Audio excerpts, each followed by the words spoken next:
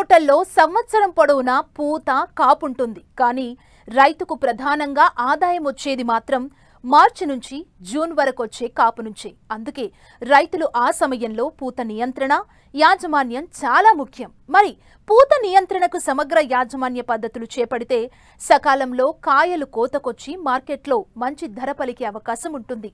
మరి పూత నియంత్రణకు ఎలాంటి యాజమాన్య పద్ధతులు ఆచరించాలో ఇప్పుడు చూద్దాం.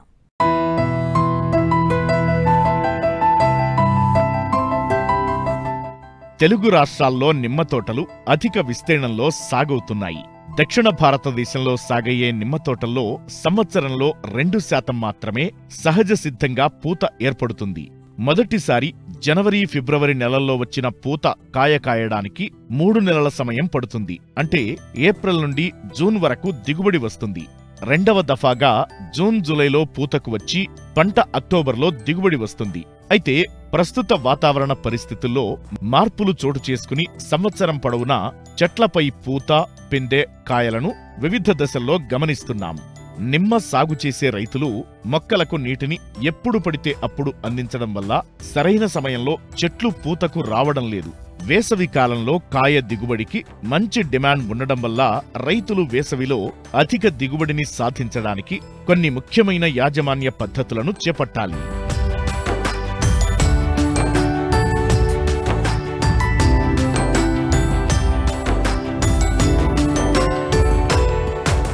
వేసవి కాలంలో కాయ దిగుబడిని పెంచడానికి నవంబర్లో చెట్లను వాడుకు తీసుకురావాలి.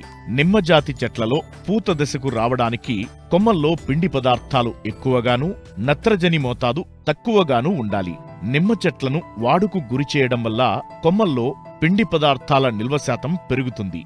ఆ తరువాత 10 నుంచి 15 రోజులకు ఒకసారి నీటిని, పోషకాలను అందించి కొమ్మలను చిగురింపజేయవచ్చు. చిగురించిన కొమ్మల అడుగు భాగాలపై పూత ఏర్పడుతుంది. ఈ విధంగా చెట్లను వాడుకు తీసుకువచ్చే విధానాన్ని బహార్ పద్ధతి అని అంటారు. కానీ మన తెలుగు రాష్ట్రాల్లో నిమ్మ సాగులో ఉన్న కొన్ని ప్రాంతాల్లో ఈశాన్య ఋతుపవనాల తాకిడికి అక్టోబర్, నవంబర్లో వర్షాలు ఎక్కువగా వస్తాయి. ఇలాంటి సమయాల్లో చెట్లను సహజంగా వాడుకు తీసుకురావడం కుదరదు. కనుక రైతులు మేలైన యాజమాన్య పద్ధతులను పాటించి వేసవిలో అధిక దిగుబడులను పొందవచ్చు. మరి ఆ వివరాలేంటో ఇప్పుడు చూద్దాం.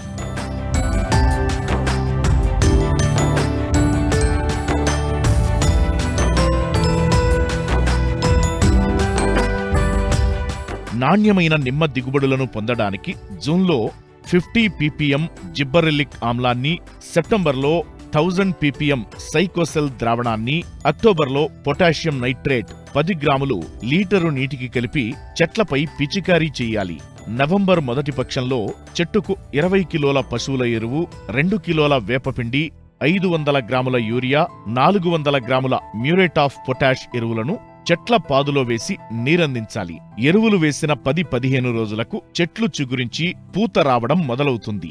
ఇగురు వచ్చిన 10-15 రోజులకు సూక్ష్మ పోషకాల మిశ్రమమైన జింక్ సల్ఫేట్ 5 గ్రాములు, మాంగనీస్ సల్ఫేట్ 2 గ్రాములు, మెగ్నీషియం సల్ఫేట్ 2 గ్రాములు, ఫెర్రస్ సల్ఫేట్ 2 గ్రాములు, కాపర్ సల్ఫేట్ 3 గ్రాములు, బోరాక్స్ 1 గ్రాము, సున్నం 6 గ్రాములు, యూరియా 10 గ్రాముల చొప్పున లీటరు నీటికి కలిపి 15 రోజుల వ్యవధిలో 2 సార్లు పిచికారీ చెయ్యాలి.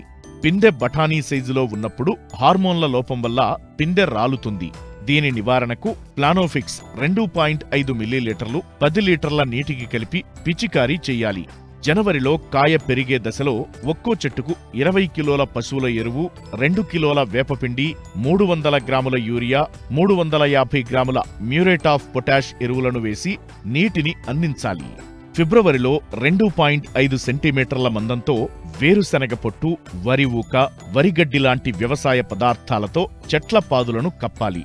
దీనివల్ల వేసవిలో నీటి నిల్వ సామర్థ్యం పెరిగి సేంద్రియ పదార్థం అందుబాటులో ఉంటుంది. నిమ్మకాయ గోళీకాయ పరిమాణంలో ఉన్నప్పుడు మంగు ఆశించకుండా నీటిలో కరిగే గంధకం 3 గ్రాములు లీటరు నీటికి లేదా ప్రొపార్గైట్ 2 మిల్లీలీటర్లు లీటరు నీటికి కలిపి పిచికారీ చెయ్యాలి.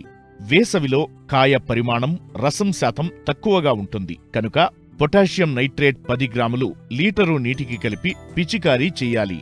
మార్చ్, ఏప్రిల్లో ఎండ తీవ్రత ఎక్కువగా ఉన్న ప్రాంతాల్లో కాయ పసుపు లేదా గోధుమ రంగుకు మారుతుంది. దీన్ని నివారించడానికి యూరియా 10 గ్రాములు లీటరు నీటికి కలిపి పిచికారీ చెయ్యాలి.